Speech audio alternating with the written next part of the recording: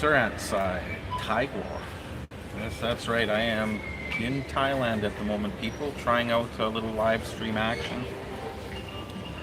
It should work fine. I'm using the YouTube app just for simplicity at the moment.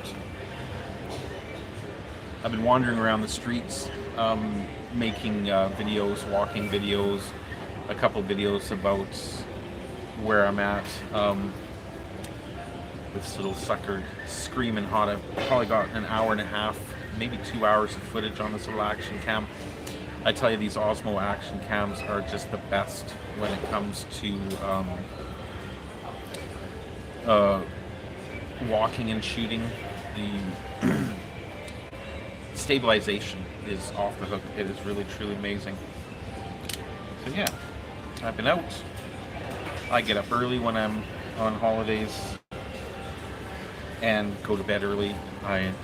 Even though I'm in Pattaya, Thailand, which is the one of the party centrals in Thailand, I played pretty slow. I get up about 6 or 7 in the morning, go out and have a coffee, walk around, do exactly the same thing that I do in China, whereas I will just go off exploring and seeing what I can find.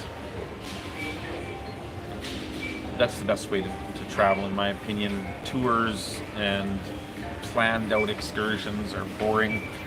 I like to do things on the cheap, come to places like Thailand. That's the exact same thing I do in China as well, as a matter of fact, where I'll just head off in random directions and see what I find.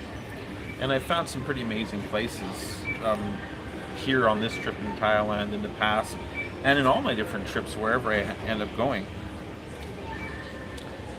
I don't come for the beach or the girls or the drinking or the bars, the shows, the tourist excursions, the temples.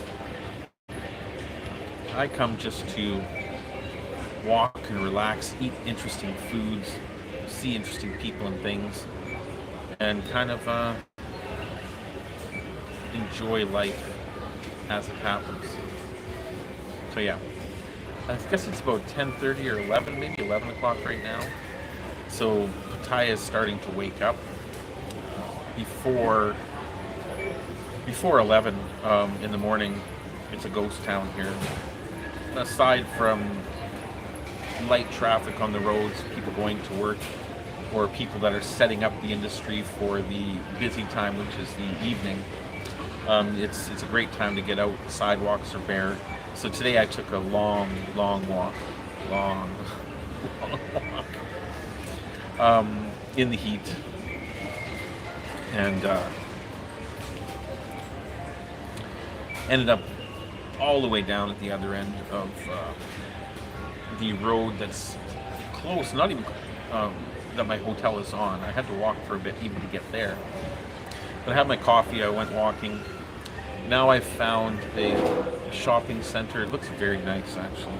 Take a look at that. And there's more, there's upstairs. And this is an interesting place. I believe it has a movie theater. It has all the Western fast food chains, Dairy Queen, Burger King, Taco Bell, Taco Bell, Pizza Hut, etc., Subway, all right in this little shopping center. If people really wanted to look for that type of thing while they were on holidays. But it also has lots of little vendors and interesting things to see. It also has the Ripley's Believe It or Not museum here. I've never been there, not really too interested. I remember that kind of stuff from when I was a kid, but yeah, not what I'm looking for here. But as promised, I thought I would do a couple live streams. I'm particularly impressed with the quality of the internet package that I got. If any of you have bought either a OnePlus or Oppo phone, it has a feature, I don't know about any other phones, but it has a feature called O-roaming. And I thought I'd give that a go this time when coming to Thailand for my data package. Normally, I would have picked up a data package for, I believe it's 8 days for 10 gig of data, and it would have been about 100 renminbi, 20 Canadian dollars, perhaps a little bit less. But yeah, if I was going to do streaming and things of that nature, it would run out relatively quickly. But with this O roaming, which I'd never used before, it's built into the phone. It's not an app. It's actually in the settings of the phone itself. I saw that there was a Thailand package for 35 renminbi for 10 days and 50 gig of high-speed data. And I've tested and retested this data on several occasions. Oh, thank you so much. I've tested and tested this data on several occasions just to see if it really was decent or not, and it's unbelievable. The 5G speeds and reception here are comparable to China in every way. It's incredibly fast. I've had no issues. In fact, it's faster than the hotel Wi-Fi. So instead of using Wi-Fi in the hotel, I use that data package as a hotspot, and I watch all my videos and things like that with my little Raspberry Pi computer. Instead of using the free Wi-Fi, I use the paid data plan because there's no way I'm going to use all 50 gig in 7 days. Now, I just got myself here. This looks off the hook. I don't often go to Starbucks, but when I can get something fruity and delicious like this is a great, some type of tea, creamy, icy drink. I'm not sure exactly what it is, but it's freaking delicious.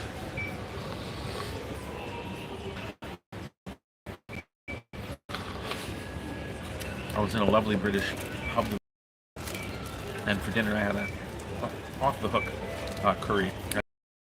It's like curry before masaman, I think it was. I'm not sure 100%, but wow, it was delicious. I really enjoyed it. And I had this tall lemon ice. They called it a shake, but it was actually more like a slush. Blew my mind. I could all day and night here. No alcohol in it, just lemon and ice, but it was really, really good. Really enjoyed that. And the food's great too. Tonight I think I'm going to go out to a tavern near my hotel called Robin Hood, and they claim to be a gastro pub and steakhouse. So I'm going to go check that out and see what it's like.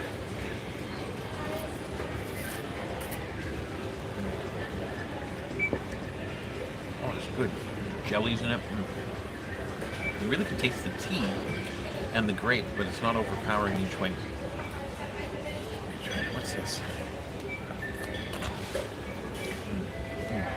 And it's slushy stuff on top.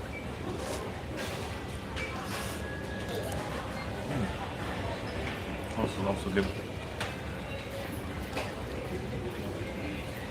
But yeah, I think tonight I'll go out for a nice meal. I might have either steak or perhaps some British fare, bangers and mash, or a Cornish pasty, a Cornish pie, I believe it is, or steak and kidney pie, things of that nature that you can get in China, but it's further and far between to find those type of places. So while I'm here, why not?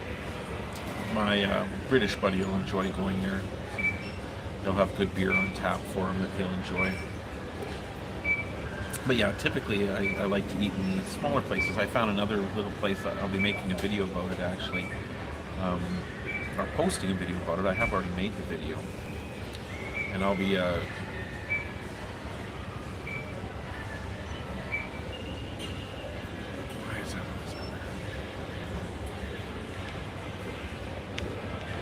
I'll show that it's a cafeteria style canteen, and whereas in most of the restaurants on the street you'll pay anywhere from 200 to 300 baht, sometimes less, maybe 150 for a decent curry or a meal, a Thai meal. But in this little particular place, the meals are all 50 to 100 baht, so we're looking at 10 to 20 renminbi $2 to $4 Canadian, $1.50 to $3 US for a nice curry, and so much selection, any type of meat, seafood you want. So many different ways of preparing it. They had another place I might try there for lunch is they had a Lebanese shawarma house in there that looked really interesting too. And that's just all in the cafeteria. It's very, very inexpensive.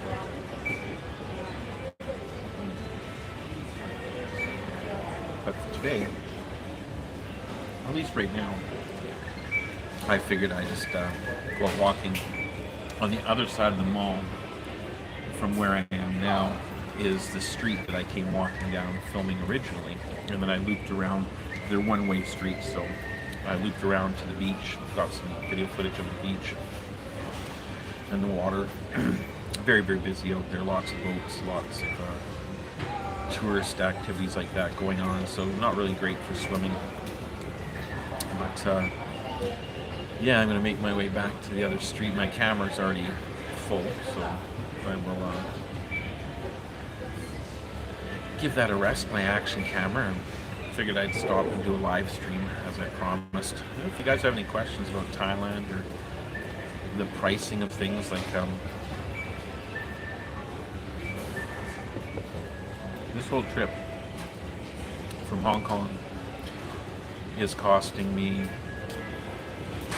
$300 Canadian, $250 American, and that includes the hotel and the return airfare, all the taxes, everything included. $300, done deal for 7 days, 7 nights here in Thailand. Some people don't understand why I come here in particular, since I'm not here for the typical things that foreigners come here looking for. Since I'm not here for the beach, I'm not here for the tourist activities, I'm not here for the girls or the go-go bars or anything like that. For $300 to be able to go for a week and live in and experience another culture. It's not like it's new to me. I've been to Thailand a dozen times in my lifetime at this point. But just to get away from the norm. And people would think already that since I've lived in China for so long, that I already live away from the norm, that being Canada. But in fact,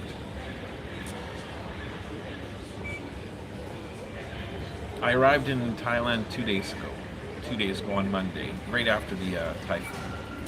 Yeah, a lot of people would think, you live in China already, it's such an exotic, amazing place. After 20 years, it's the norm.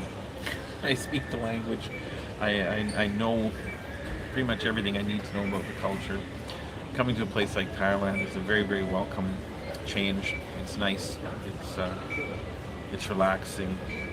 I enjoy doing these type of things. Oh, there's my mate right now sending me a message. He just got up. My British buddy is an interesting cat. We get along great. He's the perfect travel companion for me because neither of us are here. He's also been to Thailand many, many times, and he's a very seasoned traveler as it is. A bit of a hero back home, but that's a story for another day, another stream. But he and I get along great. He is British. He does enjoy having a few pints and going out and playing pool in the evening. He's very much a social butterfly in that way, very typical of the British pub culture. But that's not my shtick, and he fully appreciates that. So, whereas I get up early in the morning, go walking, have coffee, and show people my wonderful hairdo, he sleeps in because later in the afternoon, he and I get together and we'll hang out a bit, possibly go for lunch, and then go back to the hotel to rest for a bit, go out and have a bite for dinner. Again, just lots of chatting, nothing too extravagant or busy. And then 10 or 11, actually not even 9 or 10 at night, I head back to my hotel to watch movies, to relax, to chill out before bed, good night's sleep. And he'll go out to the pub, or he'll go out to the pool bars, and he'll play pool until the wee hours. So he sleeps in, I get up early, he stays out late, I go to bed early. It's a great situation in both of us. It just works for both of us. So hello, Counterpop. How are you? Thanks for stopping by. Sitting in Starbucks here. Oh, this is such a good thing. I don't even know the name of it. It's some great something or other tea with jelly in it, slush.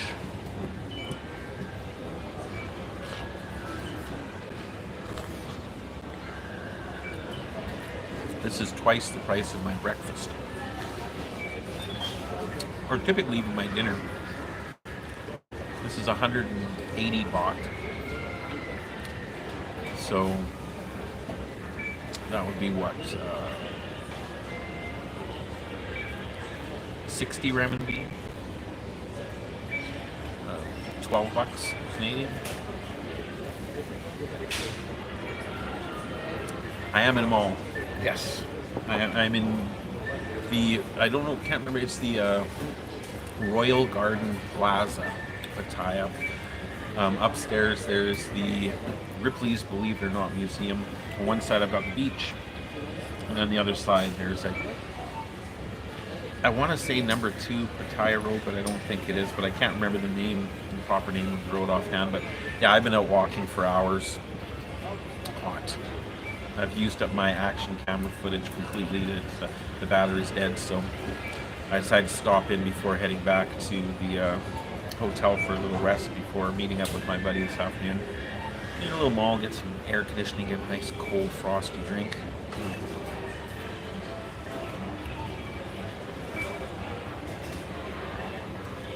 So good.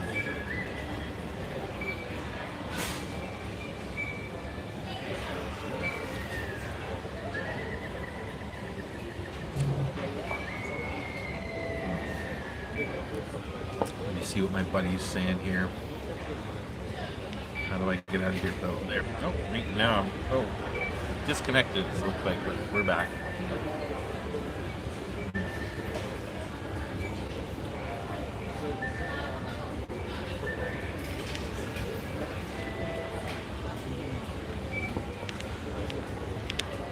Show you a bit of the mall while I'm talking to you.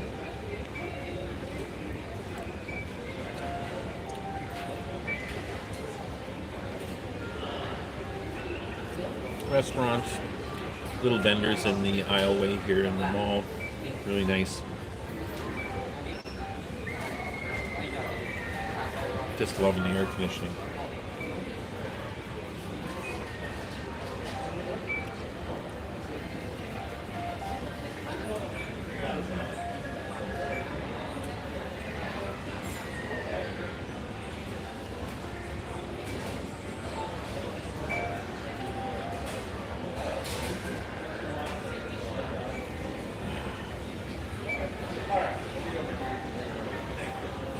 By the way, if anybody's watching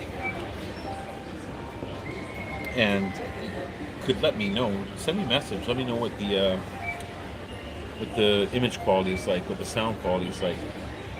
I picked this particular spot in the mall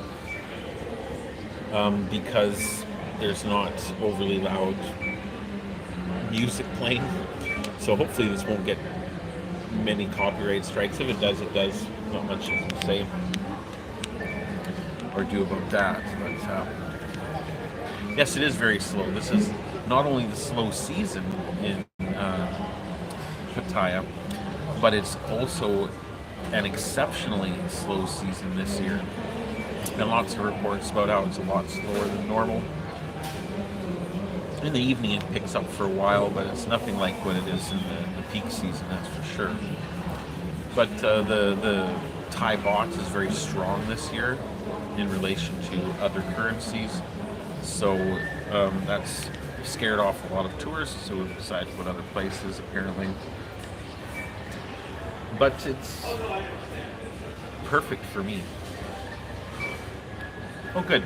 I'm just using the standard YouTube live stream function and the O roaming, so that's good. I was a little concerned about the O roaming when I first signed up for it. It wasn't there were a few posts online about people saying, "Oh, don't use it. It's not good." But in fact, it's perfect. It's incredibly high speed. I have no problems with it whatsoever.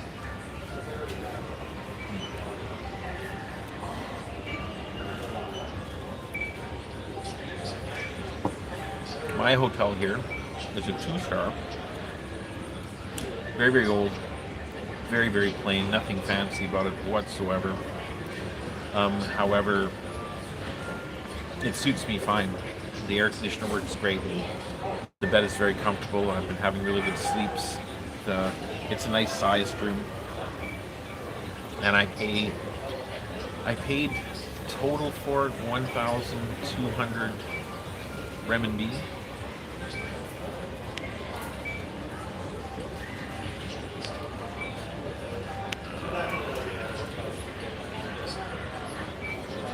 Oh, you're getting 1080p quality? Really? Because theoretically, unless it's been updated or something, the YouTube app itself typically only does 720p. I'm probably interested to see the replay.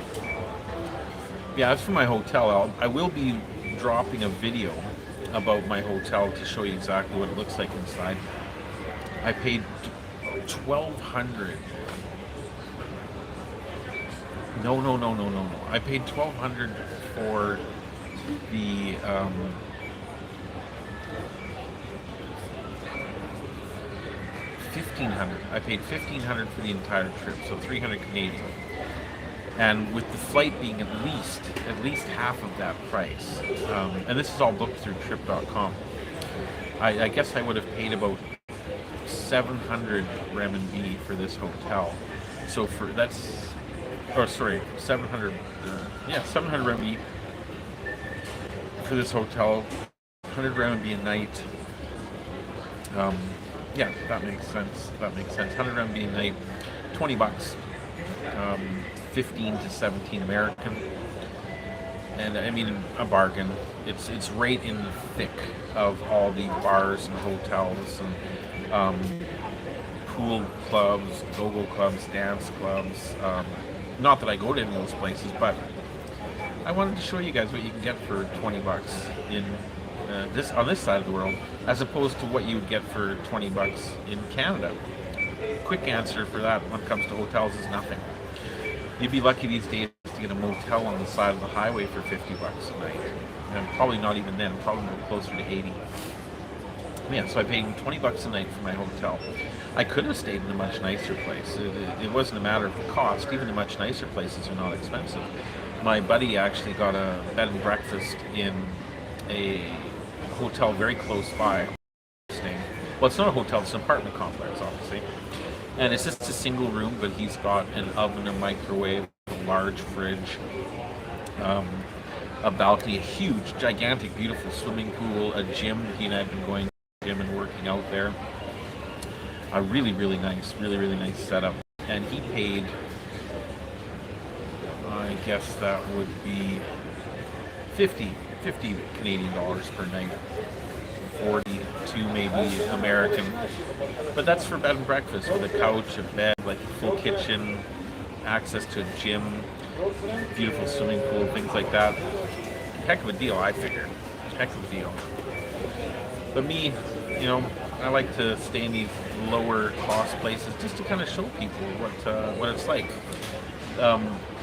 This place is pretty much on par with the last place I stayed in Sirant in China, but it's more expensive than the place I stayed in Xiamen, or Shanwei, I should say. Sorry, Shanwei. Shanwei, I only paid $12 a night for the room. It wasn't as nice as the one I'm in now, as far as size, but it was cleaner. It was more modern and more comfortable. So it's a little bit of a trade-off, but I like these little trips where I don't worry so much about the expense of the room, because realistically it's just for sleeping in, and focus more on the wandering, the exploring, the adventure of seeing what I can find.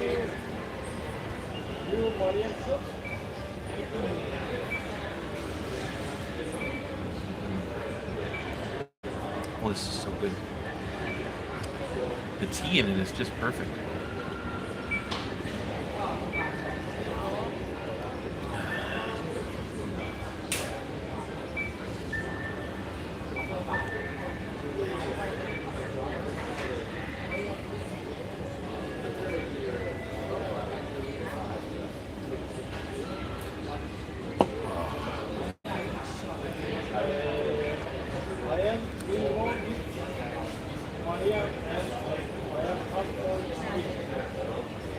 So yeah, no big plans for today.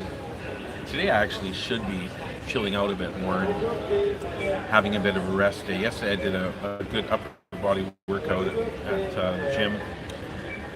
My first day traveling here, between the traveling and then getting here and going out and getting a meal, I walked 12 kilometers, which is a goodly sized already. Then yesterday I walked another 11 kilometers. Today I'd have to look at my phone here, but I'm probably at least half that already. More.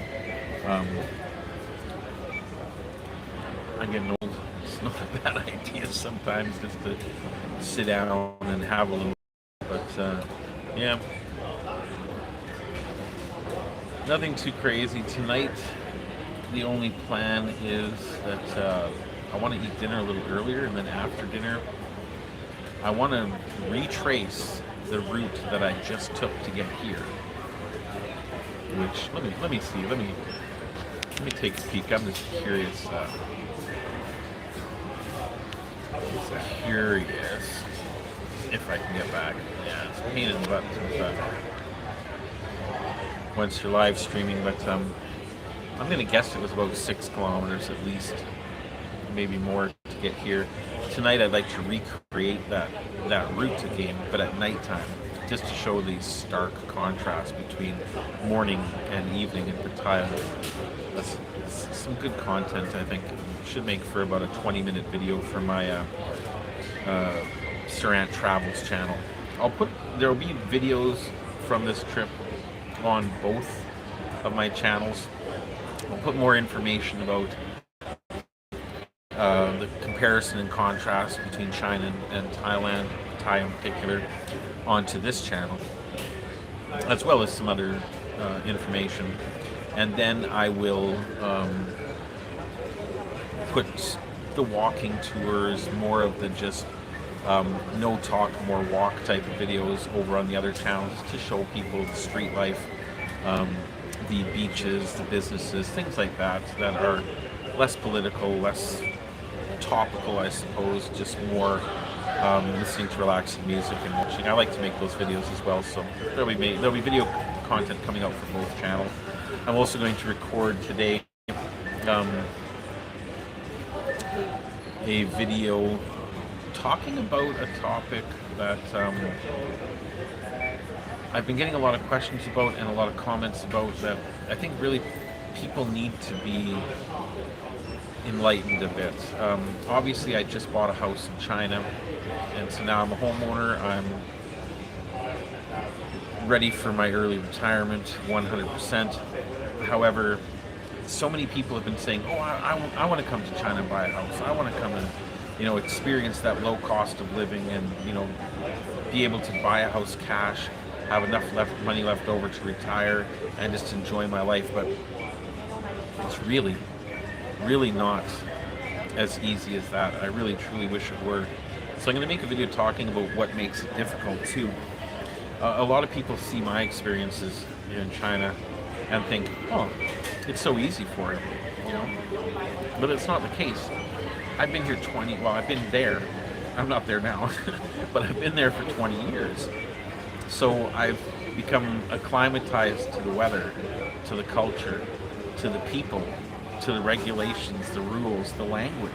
And without doing those things first, 90% of people who plan to come to China long term don't make it.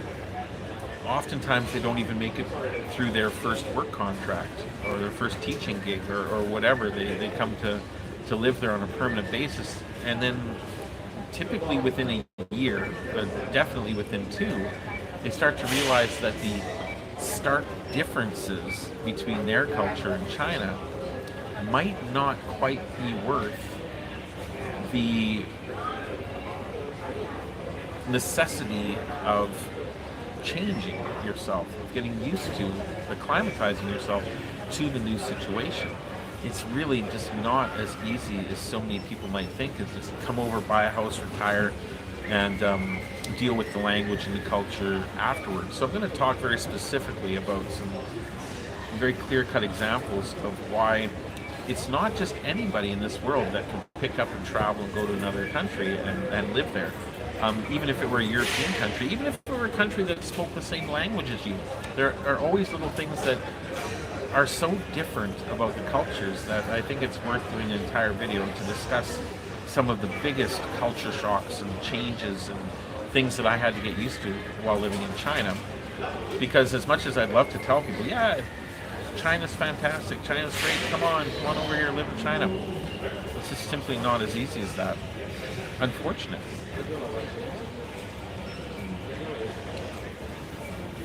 Oh, this is so good. So good. Let me show them all again for a bit.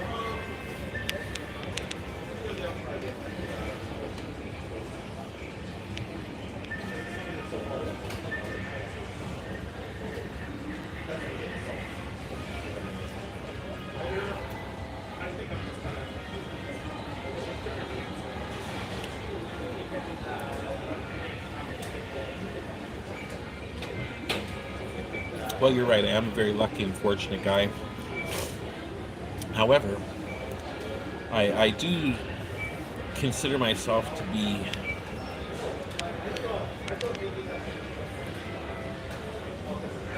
lucky that I took a chance, that I did something that nobody else I personally know back home has ever done and likely ever would do. I actually stepped up to the plate. And 20 years ago, in January of 2004, I hopped on a plane and I went to China. And that was meant to be a one-year excursion. And I saw firsthand, living in a smaller town, in a smaller city at that, especially at that time, just how different and difficult it was to live in a foreign country. I didn't speak Chinese back then. I had no real true knowledge of what it was like to work and exist in another culture. But I stuck it out. I saw so many of my friends and coworkers not make it. They had the best intentions of coming to China and to living there and to making a life there, but so many didn't make it. I know 2 people to this day, well, maybe, no, 2. 2 here in China that didn't end up after a while going back to their home countries. One from America, one from England. And it's not easy. So luck is the fact that instead of choosing a different country, I chose China. And I was brave enough to get on a plane and go do it. That's one really interesting from those teach English overseas advertisements you see in the back of magazines. Tens of thousands, if not hundreds of thousands of people per year across North America take those courses to go teach overseas. But when it actually comes down to buying the plane ticket, getting on the plane and going overseas, it's a completely different story. So many people take that course thinking, oh yeah, I'm just going to go off and teach. Yeah, it's going to be fun. It's going to be easy. It costs $1,000. Or at least it was 20 years ago. It's probably a lot more now. But when it comes down to putting all your stuff in storage, or selling everything, telling all your friends and family you're going away, paying your bills and getting everything ready to be literally out of the country for an extended period, severing or putting on hold relationships, friendships, family, things like that. It's tough. It's tough. It's not a matter of easy or lucky. It's a matter of bravery. To get on that plane the first time, to realize once the tourist period is over, and you realize that this is a 40-hour-a-week job. There are 60 kids in my class. They're all screaming at me all the time. I get sick more frequently because I'm around all these, 60 snotty-nosed little kids rubbing themselves on you all day long. And, the kids are terrible. They always touch everything and then touch you because you're the teacher, right? It was pretty normal during my teaching career, especially with the young kids, to get 2 bronchial infections or sinus infections a year, and this was just common. Everybody knew that, that's what happens to teachers. You're just in a room with 60 screaming, yelling, spitting children. You're bound to get sick, and it happened. But all of those things, it's difficult. Once you get past that tourist phase of, wow, look at that, wow, look at that, wow, this is delicious, this is amazing, and it becomes regular life again, it's a different story. It's a different story. It's not for everybody, let's put it that way. Just like buying a house in China, as much as it's a dream that a lot of people have, it actually is one of my bucket list items, not specifically for China, but one of my bucket list items since I've been in my 20s, 30 years ago, was I wanted to purchase a home without a mortgage. I wanted to pay cash. And through saving our money religiously, through being very conscientious of what we spend and not leading the lifestyle that we could have afforded to do, and instead living more frugally like the Chinese culture and society does. At 55 years old, I was able to purchase a home cash. My overall daily expenses have gone down to about 150 Canadian dollars per month, minus food, which again is very, very cheap. I'd say again, no more than 100 to 150 Canadian dollars per month, since I don't typically eat in restaurants, except when I'm in Pattaya or on holiday or traveling. But it's not easy, but I was able to knock off that huge. How many people do you know in your own life that can just buy a house with no mortgage? Three of the 4 cars that I've bought in my life have been cash with no down payment. Cash with no payment plan up front. So we own our beautiful vehicle that's in fantastic condition because we don't use it too much other than just for traveling. We own that cash. We own our house cash. And now I can afford to take little trips like this. Once I get back to China next week, the missus and I are looking at a trip to Xinjiang, which will be great because I'd love to go travel to Xinjiang and show everybody that there is no Uyghur genocide happening. There are no concentration camps or terrible atrocities like the Western news media would have you believe. I know Uyghur people personally right now that own the restaurant downstairs. They're lovely people. And when you ask them about any of that, they tell you it's all shit the same way that the locals here would.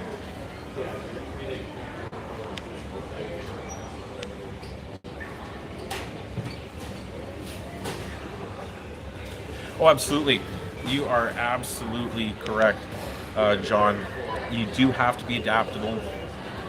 You do have to be open to and willing to embrace new experiences.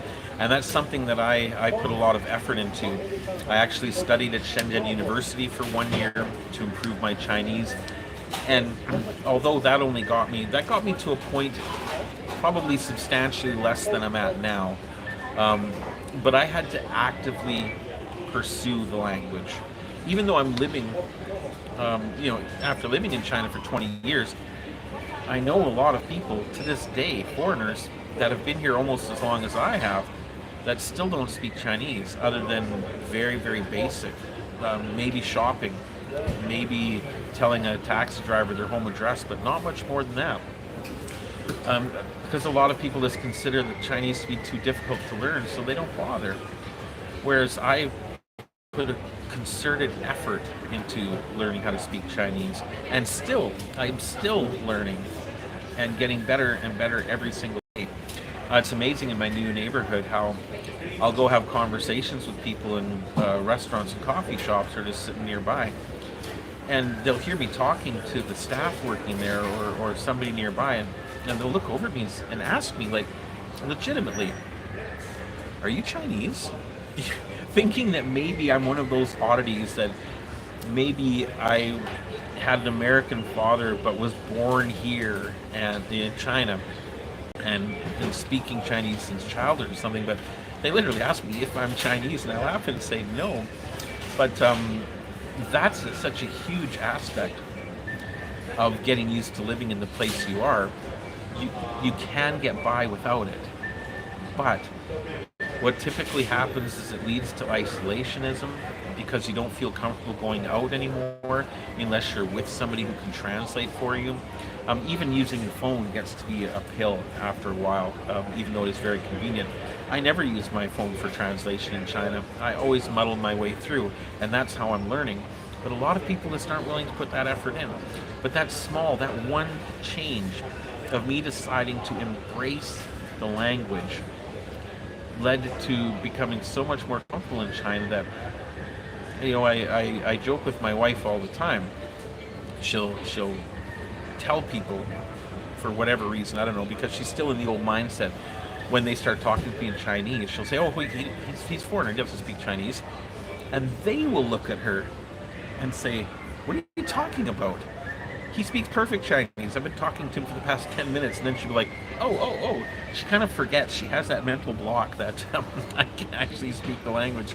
Or when I start talking to a local person, trying to negotiating something, doing something, she'll come over and listen to me speaking in Chinese to the person who understands everything I'm saying. And then she'll start translating it from Chinese into Chinese because she's hearing the Chinese and putting it into English and then translating for the other guy too.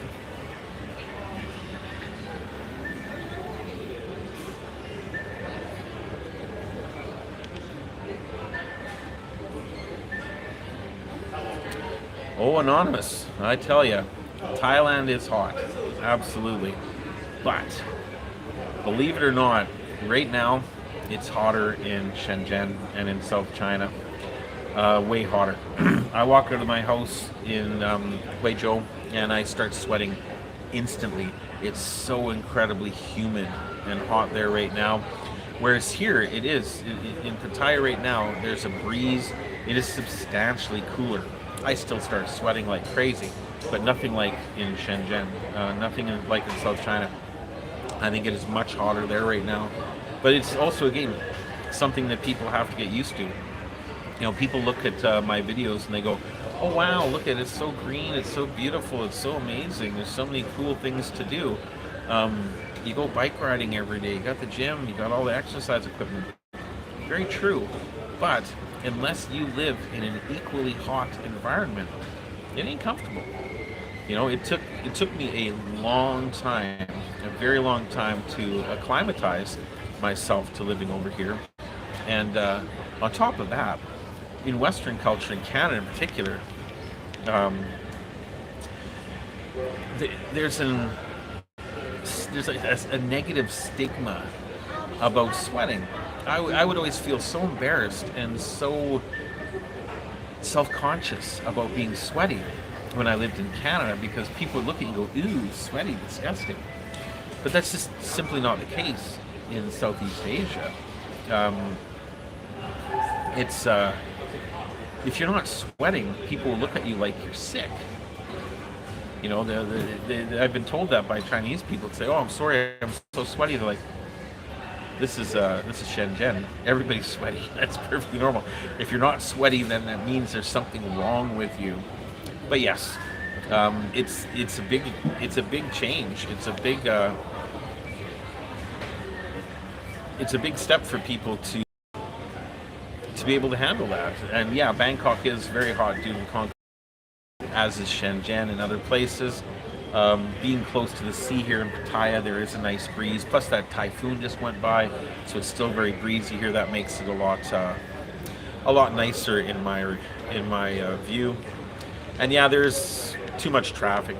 The motorcycle scene here in Pattaya is insane. They don't even, for the most part, most of Pattaya doesn't even have sidewalks. So you're literally walking on the road with cars, trucks, motorcycles, scooters, all flying past you, centimeters of hitting you. And the roads are in very, very bad shape. The areas where people do walk are very treacherous with grates and raised metal areas and concrete areas and pits and broken concrete, broken sidewalks. it's not ideal. It's nothing like China in that regard. Um, I don't drink at all when I come on these type of vacations. Because I think a lot of accidents really happen that way. People getting drunk and then trying to navigate that concrete jungle out there with the very, very poor sidewalks, if at all, and the constant flow of traffic in every direction. It can be daunting at best, at absolute best. So, yeah, I personally avoid all of that. Go home early. I don't drink, so I don't kill myself out there, because drinker out there, like I said, I can honestly see how that would be a huge cause of grievous injury and accidents in Pattaya in particular, Phuket, any of those type of places. But I do enjoy it. I'm very careful. I walk slowly. One thing I learned in China back quite some time ago, when I first arrived, was just to start being aware of your surroundings, aware of bicycles and motorcycles shooting past you on the sidewalks, aware of the chaotic streets where people don't necessarily pay attention to the signs and the lights. You know, aware of everything going on around you, just to be safe, to make sure you get to your destination in the end. This will be my last trip to Pattaya. I've seen and done everything I need to do here. This trip, my buddy again, I come specifically to meet him. He's off to Bali, Cambodia, and possibly a couple other stops. Once a year he'll take a big trip around Southeast Asia and Africa, and then he'll meet with me for a week, typically here in Pattaya because it's cheap, and he really likes it here. Like I said, he plans on retiring here eventually anyway. Plus he has quite a few British friends here. He knows people here. But for me, I've seen last trip I didn't do as much filming and make videos as I would have liked to. So this trip is more about, like I said, I hang out with him in the afternoon and early evening, but the mornings are my time to go out and get footage, to go out and make some movies, and kind of share my experiences and thoughts on Pattaya and Thailand in general. And then next time I'll meet him somewhere else. Or if I'm coming back to Bangkok, I'll go to Chiang Mai, or maybe Bangkok again. I've only been to Bangkok once, and it was a whirlwind tour. I didn't see much of it. But I do love Thailand. The Thai people are amazing. They're friendly. They're very, very helpful. I don't speak any Thai other than a few statements, but one of the reasons that a lot of tourists like Thailand is because almost everybody here speaks English. It's one of those places where English is a necessity if you want to make money in the tourism industry. So it's much easier to communicate and do things here than it would be in the heartland of China. You know, in the rural areas of China, as much as everybody may study English and learn English in school, very few people continue speaking it after school, so it can be tougher if you don't speak the language. Yeah, I'm very glad to be here for this week. Probably by day 4 or 5 I'll start getting really bored and miss China, but I have a lot of ideas, a lot of plans on video content I want to make on this trip. That's going to directly tie into the topic of China anyway, so it will be related to the channel. But yeah, plus like I said, I wanted to come eat some authentic Thai curries. I can't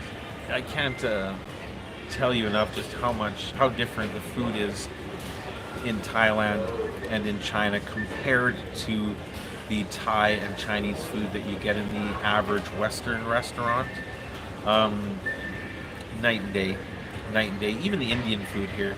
The Indian food here is made by actual real Indian people, and you can tell a good Indian restaurant if you go in and order a curry and it takes half an hour to get your meal. That's a good thing. That means in the kitchen they're making it from scratch. They're mixing all the spices. They're doing everything from step 1 to completion, as opposed to Western Indian restaurants or Thai restaurants, Chinese restaurants, where they'll have a stock set of vegetables, meats, and rices, and then they'll just pour different sauces over it to give it that flavor of that dish. But they're not freshly made. They're typically coming out of cans, jars, bags. It's just not the same experience. Our first night here, I went across the street to an Indian restaurant, and it was just fantastic. It was unbelievable. I really, really enjoyed it. And then last night I went to a British pub. However, Thai food was on sale, so I had a beautiful masaman curry. So good. Really, really enjoyed that. But tonight I'm going to go for Western fare. I'm going to go to the Robin Hood pub, or Robin Hood Tavern steakhouse. It'll be more expensive in there. Probably end up paying 50 to 80 renminbi for a meal. So 10 to 15 bucks Canadian for a decent meal. I save a lot of money here because I don't buy drinks. I don't buy beer and cocktails and things like that. So that saves me a lot. But yeah. Well, I'm almost done my lovely icy tea drink here. I never go to Starbucks in China. I think there are literally more Starbucks in China than there are in, like, Starbucks locations than there are in Canada and America combined. China has very severely and seriously grasped on the coffee drinking culture. However, these days, with all their own coffee brands, I know Luckin Coffee is theirs and it's very good. Cody Coffee, a few other places, and then little local specialty shops. Delicious, wonderful coffees. They even have Tim Hortons in China now. I believe they even have Tim Hortons here in Thailand, in Bangkok. But here, when I was just walking in this mall and saw this icy, slurpy, grape tea drink, and I had to give it a go. Oh. And of course, having a nice little rest. I'm all dried off now after the big sweat fest outside with my action camera. I'll be coming back again, like I said, the same route, I think, after dinner at the Robin Hood Tavern. Since that's the starting point for my walking video earlier today, I'll do the exact same route at nighttime to show the very stark contrast between that route day and night. I think that'll make for a very interesting video. And yeah, I guess it's getting about time for me to listen to the message I got from my buddy a while ago, see where he's at. I'm going to get on the bus outside on the other side of the mall and head back down towards the hotels.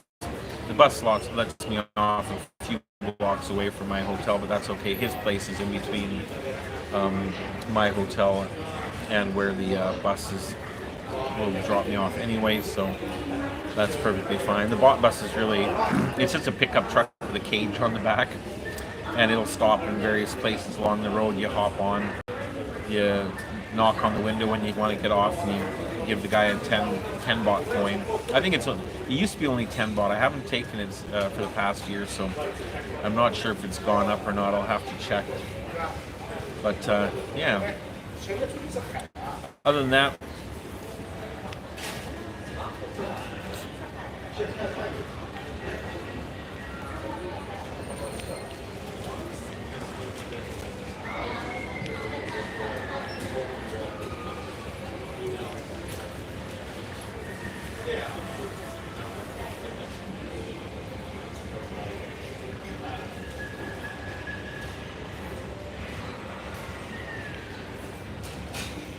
Wow, a lot of these, I'm just seeing a bunch of messages here that I didn't see.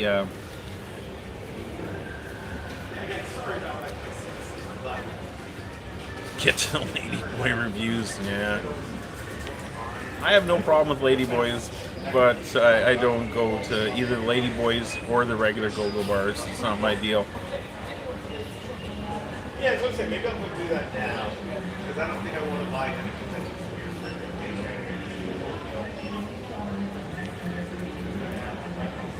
Oh, it's a lot of. I didn't see any of these comments. I'm not sure why. But yes, I will be posting some of my, a lot of my Thailand footage on my travel channel. You bet there will be a lot going there. Yeah, I came to China or to Thailand in the early '90s, and it was very, very nice. I liked it then. I like Thailand a lot, but like I said, I wouldn't come back to Pattaya. This is my last trip to Pattaya. If I'm going to go anywhere in Thailand, I'm going to go somewhere else. I do also prefer cold weather myself. Yeah, you don't look acclimatized. I'm not. I'm not a local. All right. Yes, I'm going to sweat. Yes, it's going to be um, more difficult for me than it is for the local people. But this is acclimatized for me. When I first came to Asia, when I was used to the summers of the 1990s in Alberta and the colder winters, coming to Asia was very, very difficult. Now, I can walk outside for hours in the heat, sit under a shady tree and cool down, or not feel like I'm dying. But yeah, I'm not fully acclimatized like the locals, but I've only been back in South Asia for a couple of years, so yeah, Da Nang, that would be fun. I would love to go there as well.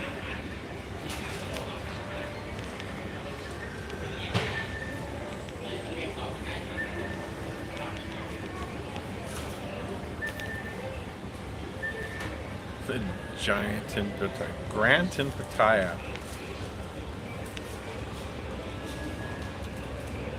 Yeah, the shopping malls are a welcome respite, absolutely.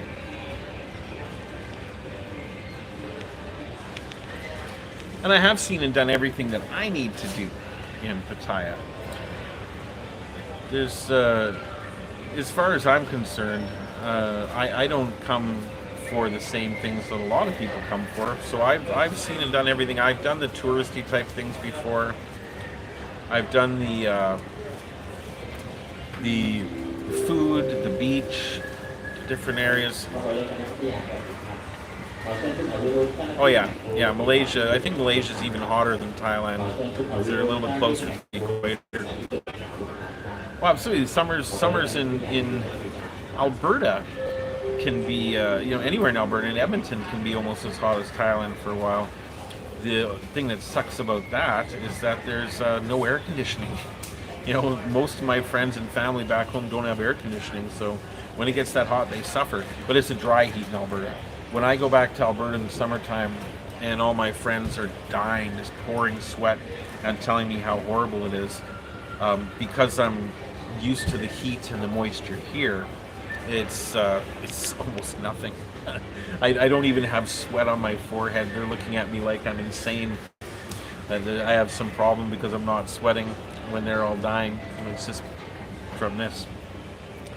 But anyway, I think I'm going to cut the stream at an hour here, people. Like I said, my friend did send me a message, and it's a voice message. So I'll have to stop the stream to listen to that, because if I listen to it while the stream's going, I think it'll stop the stream anyway. So I'm going to get back out and get back into that heat. I have cooled down. I've enjoyed my lovely grape tea drink. And it's probably time to get moving. So thanks, as always, everyone, for joining me on the live stream here. I really appreciate it. Make sure you throw me a thumbs up. I would appreciate it a lot. And yeah, there'll be more content coming. Like I said, I will be making another, I need to go charge my action camera, but I will be making another walking tour video tonight, making a few more videos. So my videos for this week are already all uploaded and scheduled for YouTube. There was one yesterday. I've got two more before I get back. Again, looking at my neighborhood and showing more about my neighborhood in China. One is the directly outside of my complex, all the different restaurants and businesses that are directly around my living complex, and then the other is a really creepy one about my like gigantic, dark and empty parking lot in my building as well. So it's kind of fun. And yes, I will be going to Yunnan very, very soon. I plan on going to Kunming and Dali. Actually, from my home that I just bought in Huiyang, it's about a 10-minute drive to a local airport that has a direct flight to Kunming several times a day. So I plan on going to Kunming in August because I want to go at the hottest time in South China just to see what the climate is like there, because I'm considering purchasing a small home in Kunming or near Kunming as well, so that in the hottest months of the summer in South China, in the Shenzhen area, I could hop on a high-speed train and go for a couple months or 3 or 4 to Kunming, where everybody says the climate is perfect. It's like spring all year long. I'm doubtful because I've never been there, so I'm going to be making a trip to Yunnan coming up here very soon in August sometime, so look forward to that. But for now, my friend is still sending me messages, so I better let him know that I didn't get hit by a bot bus or kidnapped by ladyboys, and see what we're going to be up to for the rest of the day. Thanks as always for joining me, everybody, and we will see you in the next either video or possibly another live stream from another interesting place in Pattaya before I head back. Thanks, everyone. See you later. Bye, Jen.